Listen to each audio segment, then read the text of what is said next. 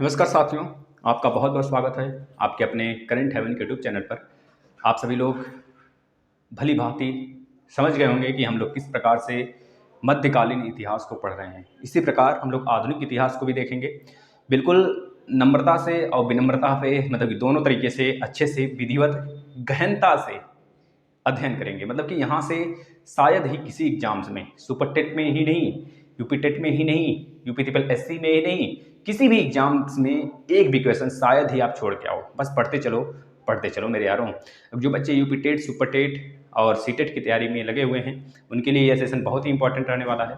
और आगे लेखपाल वगैरह की वैकेंसी आ रही है, अगर आप फिलअप करेंगे तो उसके लिए बहुत ही इंपॉर्टेंट रहने वाला है। किसी भी एग्जाम्स के लिए, एसएससी, जीडी, कोई भी एग्जाम्स हो, आप बेहतरीन तरीके से यहाँ से पढ़ के दे सकते हैं। दोस्तों, आपके लिए ज्योग्राफी लगभग फिनिश कर दिया गया है, आप आगे देख सकते हैं, प्लेलिस्ट बना है। और आपके लिए इन्वायरमेंट वो भी लगभग खत्म हो गया है। सीडीपी रोज रात में दोस्तों 10 बजने के आसपास में चलता है सीडीपी की क्लास, जो बाल विकास है। और बाकी मैथ और हिंदी फिनिश कर दिया गया, पूरा जड़ से खत्म कर दिया गया, आकर देख लेना और बेहतरीन तरीके से तैयारी करिएगा साथियों। बस जुड़े रहिए और लास्ट तक बने रहिए, तभी आपको समझ में आएगा। दोस्तों, यह हमारी जो भारत का मध्यकालीन इतिहास है, इसमें क्लास नंबर 3 है। इसके पहले हमने पढ़ा था दोस्तों इस्लाम की धर्म के बारे में। इस्लाम आखिर क्या है, कैसे है, खलीफाओं की हमने तौर तरीका देखा था, खलीफाओं का जगह देखा था। यानी कि भारत पर सबसे पहला आक्रमणकारी दोस्तों कौन थे? अरब थे। अरब आक्रमणकारी दोस्तों, सबसे पहले आक्रमणकारी में पूछा जाता है कौन से विदेशी आक्रमणकारी भारत में सबसे पहले हमला बोला था, तो बताएंगे अरब, क्योंकि पहला क्वेश्चन आपका इसी जगह से बनेगा। वो अरबवासी मुस्लिम थे, तो हमने सबसे पहले यही देख लिया कि मुस्लिम शब्द कहाँ से आया है। मुस्लिम शब्द को बनाने वाले पैगंबर साहब मोहम्मद साहब जी या कौन थे, इनके बारे में, ये भगवान स्वरूप थे, इनके बारे में हमने सब कुछ देख लिया। देख लीजिए, छोटी छोटी वीडियो होगी, आराम से आप देखते चलें, पढ़ते चलें। अब यहाँ पर मोहम्मद बिन कासिम का पूरा अंत देखेंगे। इसके बाद आपको पता है साथियों, बेहतरीन तरीके से सब कुछ हम देखते चलेंगे क्रमवार से। फिर सल्तनत काल आएगा, फिर मुगल काल आएगा, फिर मराठा आएंगे। मतलब मान के चलिए 30 से 40 लेक्चर में आपका यह कहानी पूरी रहने वाली है। एक एक चीज़ के बारे में बेहतरीन तरीके से पढ़ेंगे। आप बस शेयर करने पे उतारू हो जाओ, हम तो देने पे उतारू हो गए हैं पूरा। दोस्तों, सबसे पहली बात स्टार्टिंग होती है जब अरब और भारत में बिल्कुल संबंध का बिल्कुल प्रिय संबंध था भाई। फिर आखिर क्या ऐसी आवश्यकता पड़ी अरबवासियों को कि वो भारत पर आक्रमण बोल दिए, धावा बोल दिए। मतलब वह भारत पर ही नहीं, जगह जगह राजाओं पे भी उन्होंने हमला बोला। सबके बारे में चर्चा करने वाले हैं, बस स्टार्ट करते हैं। दोस्तों, भारतीय और अरब के संबंध के बारे में पहले हमको समझ लेना चाहिए। पहले के संबंध उनके कैसे थे और बाद के उनके संबंध कैसे खटास हो जाते हैं कि वह हमला बोलने के लिए भारत पर मतलब कि आ जाते हैं भाई। जगह जगह से भारत के जो पोर्ट थे, जितने बंदरगाह थे, उसको हड़पना, सिंध प्रांत में घुसना, राजा दाहिर से लड़ाई करना, हर एक चीज़ पढ़ते चलते हैं, बस आप समझते चलिएगा साथियों। शुरुआती दिनों में तो संबंध बहुत अच्छे थे भाई। अरब का अर्थ होता है ललित कथन। अरब का जो अर्थ होता है ललित कथन, यानी कि अरब वासियों की बोली गुणयुक्त होती है। इसका मतलब यह होता है, अरब का मतलब ही होता है अरब वासियों की जो बोली है ना, बिल्कुल गुणयुक्त है साथियों, गुड़ से भरा हुआ है, बिल्कुल मीठे मीठे हैं। और अरब की भूमि अनुपजाऊ थी। अनुपजाऊ मतलब कि वहाँ पे कोई भी जैसे हम लोग यहाँ भारत में खेती वगैरह होते हैं, वहाँ पर खेती वगैरह नहीं होती थी। किसी भी चीज़ का कोई भी खाद्य पदार्थ वहाँ पे उगाया नहीं जाता था, विदेशों से मंगाया जाता था। बस यही कारण था साथियों कि वहाँ के लोग व्यवसाय के रूप में अपना व्यापार और कह लीजिए पशुपालन, वैसे भी पशुपालन बहुत कम मात्रा में देखा जाता था, लेकिन व्यवसाय यानी कि व्यापार बहुत ज़्यादा मात्रा में वहाँ के लोग करते थे। वहाँ पे जो जैसे कि हम लोग के यहाँ टैक्स लगाना और प्लस जजिया कर लगाना और वगैरह वगैरह भी कर थे बहुत सारे जो किसानों पे लगाए जाते थे। लेकिन वहाँ के लोगों पे पैसा था ही नहीं, तो कहाँ से कर लगाएंगे। जगह जमीन तो थी ही नहीं, तो कहाँ से कर लगाएंगे, किसके ऊपर कर लगाएंगे। इस वजह से लोग छोटे छोटे व्यवसाय के रूप में व्यापार शुरू कर लिए थे। कुछ लोग पशु पालना स्टार्ट कर दिए थे, पशु को पाला जाता था वहाँ पर। पशुओं से दूध वगैरह जो होता था, रस मलाई वगैरह जो होती थी, उसको बेचा बाचा जाता था। अनेक देशों में उसका व्यापार होता था। अब जब यहाँ पर व्यापारी थे, तो ये भारत में हजारों वर्षों तक ये आते रहे साथियों। हजारों वर्षों से लगातार ये आते रहे, अपना माल यहाँ पे लाते रहे और यहाँ से बहुत सारी चीज़ों को उठा के ले जाते थे। तो बात यहाँ पर आती है कि आखिर ये कहाँ पे आते थे भारत के, क्या अंदर आते थे, क्या बाहर जाते थे। दोस्तों, एक पहली बात यह है कि जब यह अपना माल भारत से ले जाते थे, तो श्याम और मिस्र जैसे देशों में बेचा करते थे वहाँ पर, और यहाँ से दोस्तों 10 गुना, 20 गुना, 40 गुना मुनाफा कमाते थे। इस वजह से भारत से यह व्यापार करते थे, सस्ते रॉ मटेरियल्स को ले जाते थे वहाँ पर बनाकर और इसे सेल करते थे। दोस्तों, श्याम का मतलब क्या हुआ? अफ्रीका, श्याम मतलब कि अफ्रीका को जाना जाता है, अफ्रीका जैसे देश। दोस्तों आपको पढ़ाएंगे आधुनिक इतिहास में भी, उस समय सबसे पहला जो विदेशी रहता है, सबसे पहला जो यूरोपीय कंपनी रहती है भारत में जो आती है, उसका नाम होता है पुर्तगाली। क्या नाम रहता है? पुर्तगाली। पुर्तगाली जो नाविक था वास्को डी गामा 1498 में आया था, फिर 1502, फिर 1511, इस तरह के उसके क्रम है, हम बताएंगे जब पढ़ाएंगे उसको, पर यहाँ पे देखते हैं। दोस्तों ये भारत के किस तट पे आना स्टार्ट हुए थे, तो याद रखना भारत हमारा किस प्रकार है साथियों, ऐसे भारत का अगर नक्शा बनाए रफली तो इस प्रकार से भारत बना हुआ है कुछ। भारत का यहाँ पर दोस्तों अगर देखें तो गुजरात है, यहाँ पर गुजरात है, गुजरात का कांडला बंदरगाह, फिर यहाँ पर मुंबई बंदरगाह, अब नहावा सेवा बंदरगाह हो गया है, फिर मंगलोर बंदरगाह, फिर गोवा के पास आ जाएंगे, फिर उसके बाद कर्नाटक में है दोस्तों मंगलोर बंदरगाह, फिर इसके बाद केरल तट पे है कोची बंदरगाह, अब तो यहाँ पर कोझिकोड भी एक बंदरगाह आ चुका है। मतलब इस प्रकार से पश्चिमी तट पर भारत के बहुत सारे बंदरगाह थे और यहाँ पर ये लोग आकर व्यवसाय अपना करते थे, भारत से बहुत सारी चीज़ों को ले जाते थे और अपने माल भी लाते थे। जैसे अगर बात करें चंदन, सुगंधित लकड़ी हो गई, कपूर हो गया, लवंग हो गया, काली मिर्च हो गया, और दोस्तों हीरा हो गया, और कपड़े हो गए, हाथी के दांत हो गए। हाथी के दांत बहुत होते थे हमारे यहाँ, क्योंकि हम लोग दोस्तों मतलब कि हम लोग के यहाँ भारत के यहाँ इतना लूटपाट के लोग मचाए, सब कुछ लेके चले गए यार, लेकिन तब भी हमारा खलियान भरा हुआ है, खाली नहीं हुआ, खाली नहीं होगा, नहीं हुआ, है ना।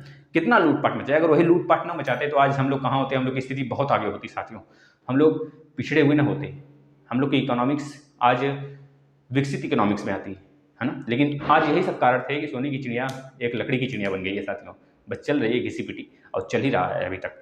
तो शीशा हो गया, और शीशा सबसे ज़्यादा भारत में कहाँ होता है, एक खादान की हम वीडियो बनाएंगे, वैसे बना दिया है, एक ज्योग्राफी का प्लेलिस्ट है उसमें पड़ा हुआ है, लेकिन फिर से हम उसको यहाँ पर लाएंगे, यहाँ पर डालेंगे तो आप लोग देखेंगे, लगेगा कि हाँ इन्वायरमेंट चल रहा है, नहीं तो ऐसा लगेगा ज्योग्राफी चल रहा है ना, क्योंकि आप लोग के इन्वायरमेंट सेक्शन बहुत ही बड़ा है, बहुत वास्ट है, और हम हिस्ट्री है इन्वायरमेंट वाला, इसके बाद वाला सेशन आएगा तो उससे आप देख सकते हैं। तो शीशा सबसे ज़्यादा भारत में कहाँ पे होता है, तो बता देंगे राजस्थान में होता है।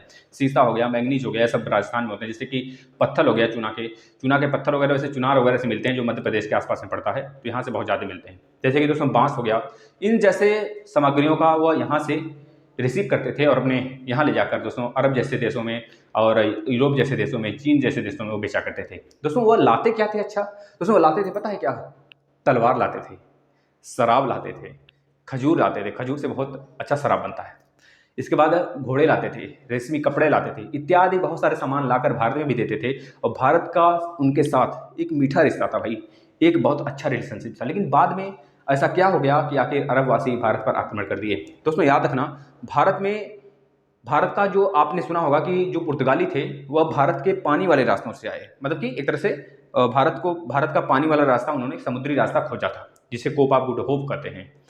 आखिर उनको खोजने की क्या जरूरत पड़ी, क्योंकि उस समय आपने यह भी पढ़ा कि अरब वासियों ने पूरा भारत का जो खैबर दर्रा था, क्योंकि खैबर दर्रा से ही ये लोग भारत में आते थे, खैबर दर्रा पड़ जाता है अफगानिस्तान में, जहाँ इस समय उठा पटक चल रहा है भाई, वहाँ पर, है ना।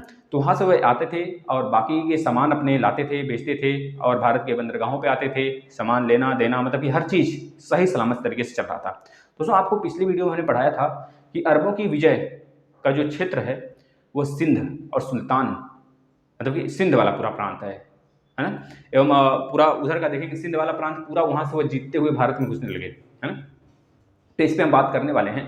तो जब खलीफा का पद, जब तक दोस्तों यह एक तरह से बना रहा, मतलब कि एक तरह से धर्म से जुड़ा रहा, तब तक तो सुचारू रूप से चलता रहा, धर्म से जुड़ा रहा। तो पैगंबर जी के जाने के बाद उनके अली जी और इस तरह से शिया सुन्नी में बटा, सारी चीज़ें चलती रही। लेकिन जब यह राजनीतिक पद बन गया तो एक तरह से लोभी पद, राजनीतिक जो पद होते हैं दोस्तों एक लोभी पद का होता है, उस पर चाहे जितना वो लौट ले पता नहीं चलता है कहाँ पचा रहे हैं, सब पचता चला जाता है, पचता चला जाता है। खलियान भरते रहें लेकिन तब भी उसको कमी रहता है, पता नहीं चलता है कहाँ भरा जा रहा है। तो इस तरह के राजनीतिक पद बन गए और अनेक राजकीय, मतलब जो खलीफा का पद था वो एक तरह से राजनीतिक के रूप में देखा जाने लगा, राजनीतिक पद के रूप में देखा जाने लगा। अब यह राजनीतिक पदों की जो होती हैं दोस्तों, जो होते हैं लोग ना, इनकी भूख मिटती नहीं कभी, इनको चाहे हीरा जवाहरात कितनों भी दे दो, इनकी भूख नहीं मिटती है। अगर सामने वाले को पता चल जाए कि अच्छा इस देश में यह चीज़ है, बहुत ज़्यादा है, तो वह जुट जाते हैं उसके लेने के लिए।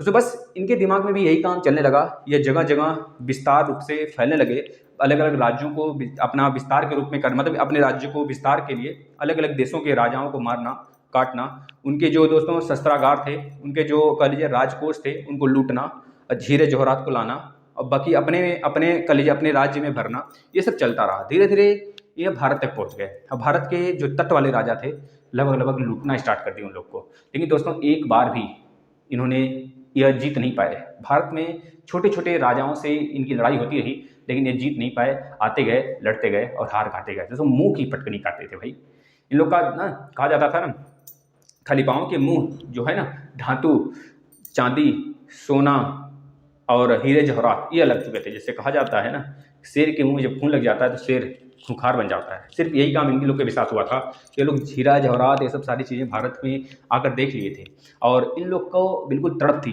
कि कैसे भी करके इसको निकाला जाए। और दोस्तों यह एक बात और है, ये डायरेक्ट हमारे राजाओं से नहीं लड़ते थे। ये सिर्फ उन लोगों को परेशान करते थे, उनका रेप करते थे। रेप करना, परेशान करना, महिलाओं को उठा ले जाना, बच्चियों को उठा ले जाना, मारना, पीटना, काटना, ये सब चलता रहा इन लोग का। तो सर्वप्रथम जो आक्रमण था वह 636 ईस्वी में, लिख लीजिएगा 636, 637, 636 और 637। अब यहाँ से भारत का संबंध खटास होना शुरू हो गया भाई। 636, 637 ईस्वी में साथियों, 636, 637 ईस्वी में दोस्तों यहाँ से कह लीजिए इजहात की, मतलब इजहात हो गया, या फिर कह लीजिए खिलाफत के रूप में, या फिर खिलाफत समय स्टार्ट हो गया। पहला आक्रमण हुआ दोस्तों किसके तरफ से? अरबों की तरफ से भारत में। दोस्तों याद रखिएगा, यह पूछा जाता है 636 से 637 ईस्वी के बीच में अरबों का सबसे पहला आक्रमण भारत में होता है। अभी मोहम्मद बिन कासिम पे नहीं आए हैं। अभी देखिएगा तो बहुत ही ताकतवर होता है ससुरा। ये जीतता हुआ चला जाता है भाई, किसी को कुछ नहीं छोड़ता है, सबको काटता पीटता, जीतता हुआ अंदर तक घुसता चला जाता है खेमा में। दोस्तों ये सर्वप्रथम था यार। भारत को इन लोगों ने इतना ज़्यादा लूट लिया ना कि भारत की सोने की चिड़िया नहीं, एक लकड़ी की चिड़िया बन के रह गई है साथियों। हमारे राजा की कमी यह थी कि वह किसी समय, सही समय और सही वक्त पर किसी चीज़ को रोकते नहीं थे। जब पानी सर के ऊपर जाने लगता था ना, तब वह हाथ लगाते थे और तब तक पता चलता था कि हमारी सारे राज्य, सारे कोस हाथ से निकल गए होते थे। यह था। और प्लस हमारे देश में जो नमक हराम लोग थे ना, जिस थाली में खाना उसी थाली में छेद करने वाले बहुत सारे लोग थे। हमारे राजा के प्रति सारी चीज़ों को ले जाकर बांटना, ले जाकर बताना दुश्मनों से, ये आज से प्रथा नहीं, बहुत पहले से चली आ रही है। आज भी देखते होंगे राजनेताओं में क्या होता है, यही सारी क्रिया तब भी थी और आज भी है साथियों। ऐसे ही नहीं भारत हमारा सोने की चिड़िया से लकड़ी की चिड़िया बन गया, या फिर कह लो पीतल की, तांबे की चिड़िया बन के रह गया। नहीं, ऐसे नहीं, ये सब थे। दोस्तों आपने देखा होगा जब हमारे दोस्तों भगत सिंह की ये थे भगत सिंह को जब आज़ादी दिलाने के लिए हमारे यह क्या नाम है दोस्तों, जो सबसे बड़े थे, इनका नाम था, देखिए जो संगठन बनाए थे भाई, जो उग्रवादियों में से सबसे माने जाने थे भाई, देखिए नाम नहीं याद आ रहा उनका। भगत सिंह के साथ सुखदेव राजगुरु एक और थे, उनके साथ जब वो जाते हैं, उनको दोस्तों आपको पता है इलाहाबाद के बाग में उनको मार दिया जाता है गोली। आप सुने, गोली मारा नहीं जाता, वो खुद अपने आप स्वतंत्र हो जाते हैं, मतलब ये एक तरह से अपने आप को आज़ादी घोषित कर देते हैं। आज़ाद सिंह नाम था भैया उनका, आज़ाद उनका नाम था भाई। आप सुने होंगे, वो आज़ाद ही थे, आज़ाद ही रह गए और आज़ाद हैं आज भी। इस तरह की उन्होंने नारा देते हुए अपने आप को शहीद कर लिया था। सिर्फ एक गोली लास्ट में मार लिए थे खुद को, है ना। हमारे आज़ाद जी ऐसे थे साथियों। बस वही काम यहाँ पे भी था साथियों। जो राजा थे, राजाओं को न ये छेड़कर वहाँ के जो वासी थे, वहाँ के जो बसिंदे थे, उनको परेशान करना, उनसे लूटपाट मचाना। जो दोस्तों छोटे छोटे सिक्के रखे होते थे घर में, जिनके मान लीजिए कुछ हम ही लोग अभी देखें तो हम लोग जैसे कि खेलते कूदते हैं तो बहुत सारे ढेर सा गेंद वगैरह जुटा लेते हैं, लकड़ी के गट्ठर वट्ठर बना लेते हैं, बल्ले जुटा लेते हैं, कलेक्ट कर लेते हैं, या फिर खेलने वाले सामान हम लोग छोटे से बहुत ज़्यादा जुटा कर रख लेते थे। उसी तरह से वहाँ पे छोटे छोटे जो बसिंदे थे, आसपास के आम आदमी थे, उनको ये लोग परेशान करते थे। उनके यहाँ से दाल, चीनी, चावल सब कुछ गायब कर जाते थे। इतना ही नहीं दोस्तों, ये लोग ने सबसे पहला जो लूटपाट मचाया, सबसे भयंकर वाला दोस्तों, आल हेरिस नाम का था। क्या नाम था उसका? आल हेरिस, याद कर लीजिएगा, आल हेरिस नाम का था दोस्तों। यह भी अरबवासी था दोस्तों, आल हेरिस। यह दोस्तों 662 ईस्वी में आता है, 662 ईस्वी में आता है, लेकिन इसे हार का सामना करना पड़ता है भाई, हार जाता है। इसके बाद अल मुहल्लम आता है, अल मुहल्लम करके है, अल मुहल्लम यह आता है साथियों, अल मुहल्लम आता है साथियों। यह भी अल मुहल्लज है साथियों, मुहल्लम नहीं, अल मुहल्लज कर लीजिएगा, अल मुहल्लज। यह भी साथियों आता है 664 ईसा पूर्व में, यानी ईस्वी में, 664 ईस्वी में आता है। और यह भी लूटपाट मचाता है, लेकिन कह लीजिए इसको भी जीतने का मौका नहीं मिलता है, ये भी बुरी तरीके से हार कर भाग जाता है। लेकिन दोस्तों लास्ट इसके बाद दोस्तों आ जाता है अफजल। अफजल करके रहता है, यह आता है, इसको भी हार का सामना करना पड़ता है साथियों। अब अब्दुल्ला आता है। अब्दुल्ला दोस्तों कह लीजिए वो अभी अरब का आवासी था, वह आता है, उसको भी हार का सामना करना पड़ता है। लेकिन दोस्तों वह बच निकलता है यहाँ से, वो मारा नहीं जाता है। वैसे तो किसी को मारा नहीं जाता, लेकिन वह जाता है और वहाँ पर मोहम्मद बिन कासिम जो वहाँ के खलीफा रहते हैं उनको बताता है सारी बातें, है ना। एक मिनट।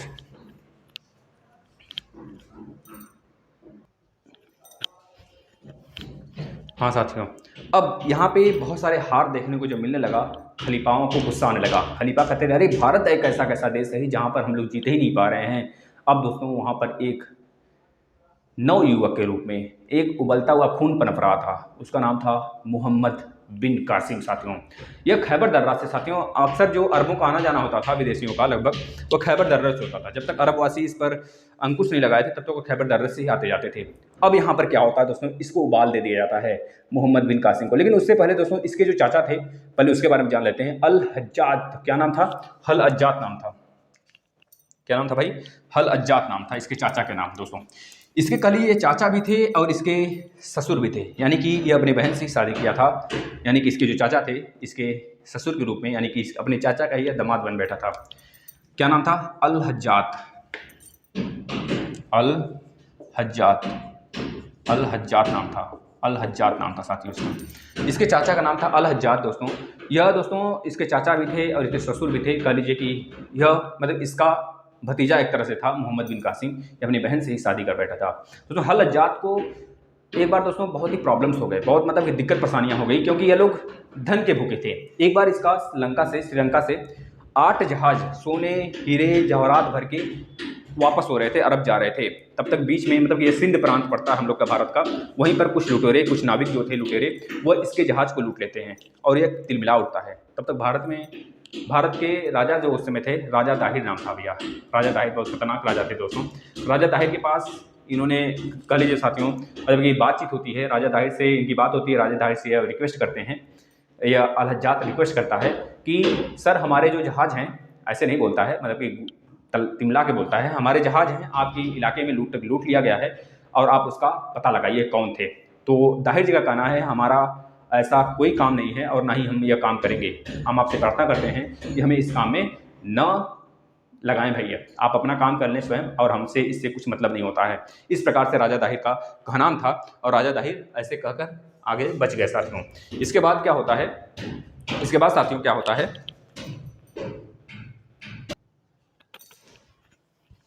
थोड़ी सिस्टम है ना, दिक्कत हो जा रहा है, बार बार पता नहीं क्या प्रॉब्लम्स आ रहे हैं। वहाँ पर रेड कलर के ऐसे इंडिकेट करने लग रहा है, तो हमें लग रहा है कट जा रहा है, क्या कट नहीं रहा है ना। चलिए हाँ दोस्तों, फिर राजा ताहिर को ये इसके द्वारा प्रार्थना किया जाता है अल हज्जात द्वारा, लेकिन राजा ताहिर मुकर जाते हैं, बोलते हैं भाई हमारा इससे कुछ लेना देना नहीं है, आप अपने जहाज़ को खुद देखो, खुद संभालो और खुद पता कर लो कौन आया था, कौन लूटा था, हमको इससे कुछ लेना देना नहीं है।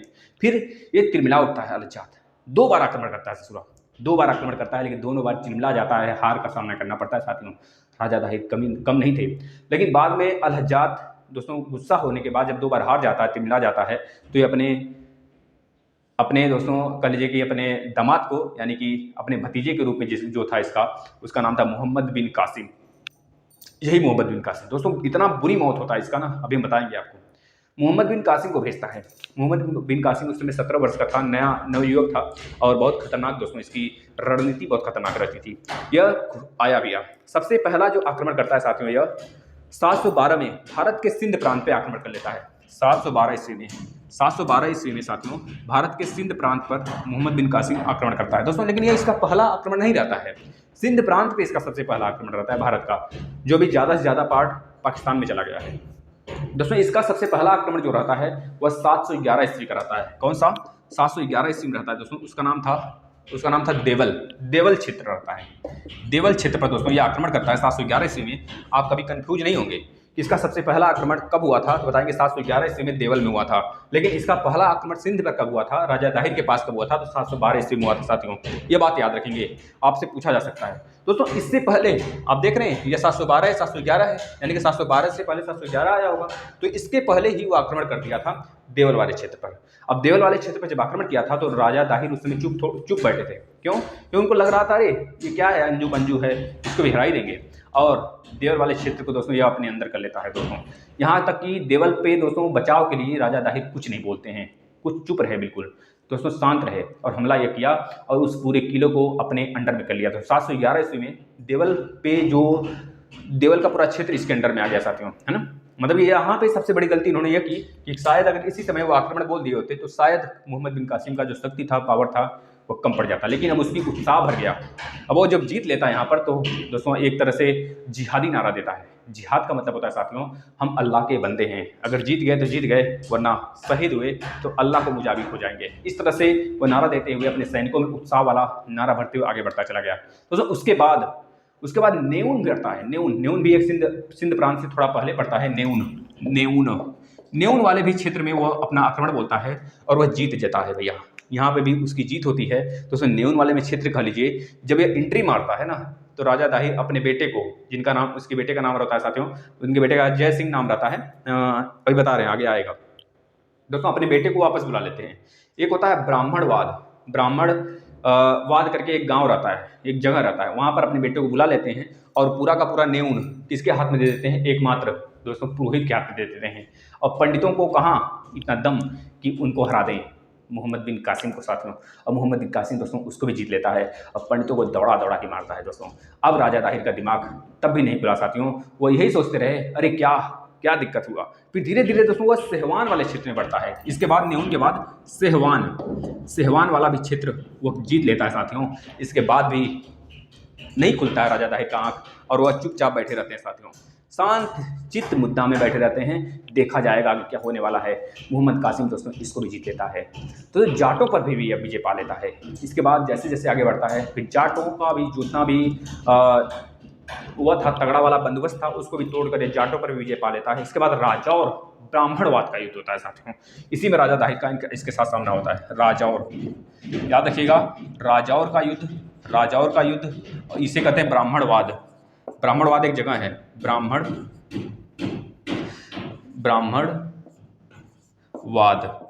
एक जगह है साथियों।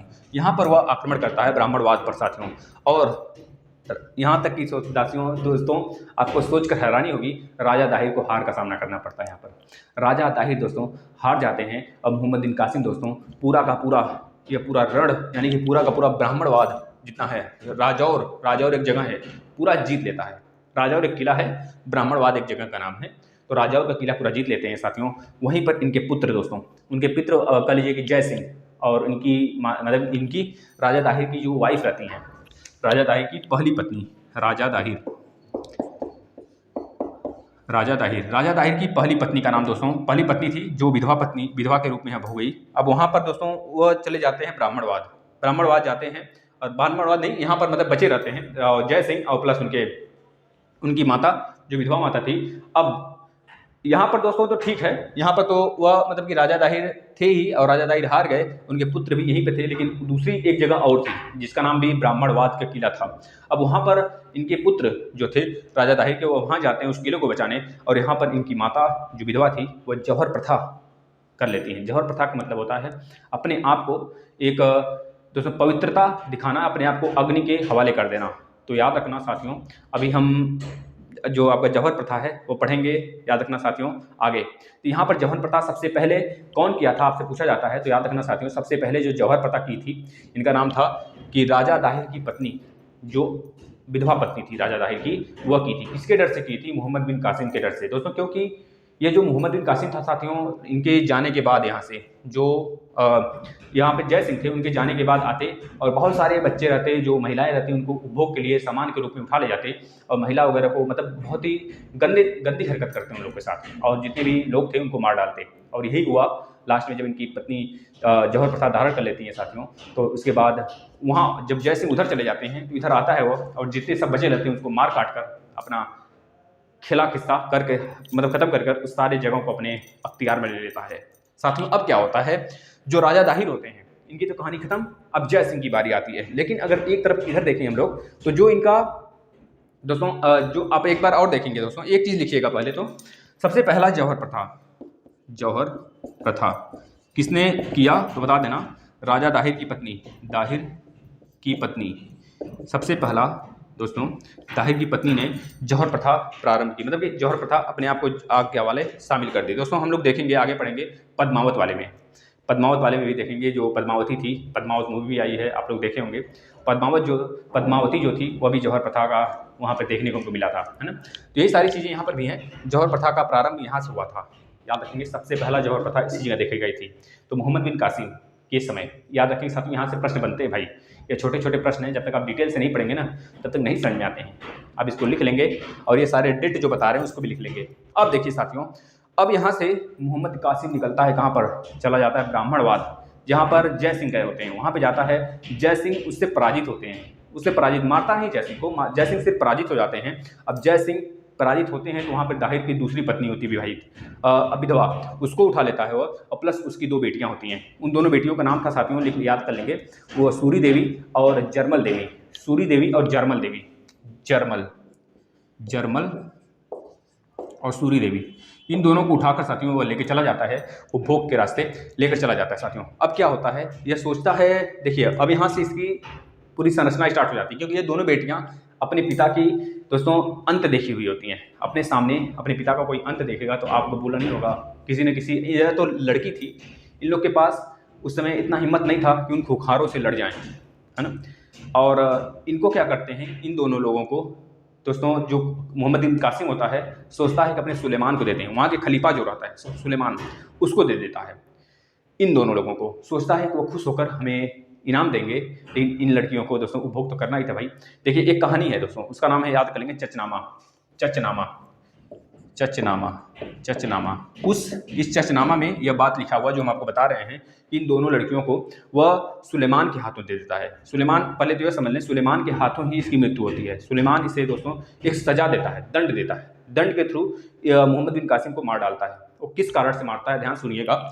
जो चचनामा है साथियों, इसमें लिखा गया है कि जो जरमल और सूरी दोनों लड़कियां थी, इसको जब यह उपभोग के लिए यानी करने के लिए यह जब दे देता है, किसको, सुलेमान को जब दे देता है, तो एक तरह से उपहार के रूप में जो सुलेमान को देता है, सुलेमान से जब ये लड़कियां मिलती हैं तो सबसे पहले लड़कियां बोलती हैं कि सर जी साहब आप तो ठीक है, मुझे कर लो जो करना है, हम सब कुछ करवाने के लिए तैयार हैं, ये बस पूरा बोल के तैयार हो जाती हैं।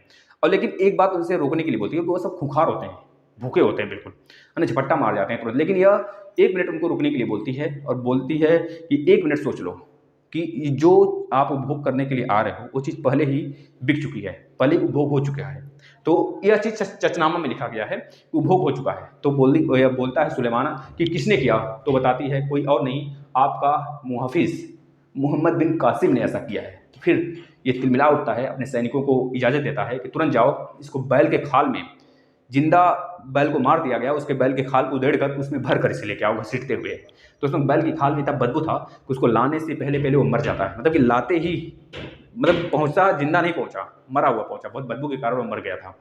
और बाद में पता चलता है कि इन दोनों लड़कियों ने झूठ बोला है, तो जो वहाँ का दोस्तों सुलेमान होता है, इन दोनों लड़कियों को दीवार में चुनवा देता है जिंदा, है ना। तो ये सारी कहानी थी। अगर आपको समझ में आया हो तो मोहम्मद बिन कासिम का कहानी खत्म हुआ, कितना दर्दनाक मौत हुआ आप खुद सोच सकते हो, है ना। तो ये सारी कहानी थी दोस्तों। इसके बाद हम लोग आगे बढ़ेंगे और दोस्तों सल्तनत काल 1-2 वीडियो के बाद स्टार्ट करेंगे। अब आप लोग बने रहिए लास्ट तक, सारी वीडियो देखते रहिए। अब आएगा आपका इन्वायरमेंट, तो इन्वायरमेंट जुड़े रहिए। और दोस्तों एक वीडियो हम आपको देते हैं, आप उसका यूज करिए, अच्छे से उसको लिखिए, रिवीजन करिए, कहानी की तरह सुनिए। कहानी की तरह सुनने से ही बहुत सारी चीज़ें याद हो जाती होंगी आपको। तो सुनिए, बेहतरीन तरीके से हम पढ़ाएंगे आपको और सारी चीज़ें आपको दे रहे हैं। रात में CDP चलता है और इधर 2 क्लास आते हैं आपके, ठीक है। मैथ और हिंदी के सारे क्लास पढ़े हुए हैं, लेक्चर आके आप देख सकते हैं। करंट हेवन टेलीग्राम में साथियों, टेलीग्राम है करंट हेवन के नाम से, अब उसमें सर्च कर लीजिए टेलीग्राम पे आके करंट हेवन, देख लीजिएगा जुड़कर, क्या उसमें सर के लेक्चर हैं, जो हमारे लेक्चर होंगे तब आप उसे ज्वाइन कर लीजिएगा। अन्यथा इस वीडियो के नीचे भी पिन हो जाएगा टेलीग्राम का लिंक, आप वहाँ से ज्वाइन हो सकते हैं। धन्यवाद।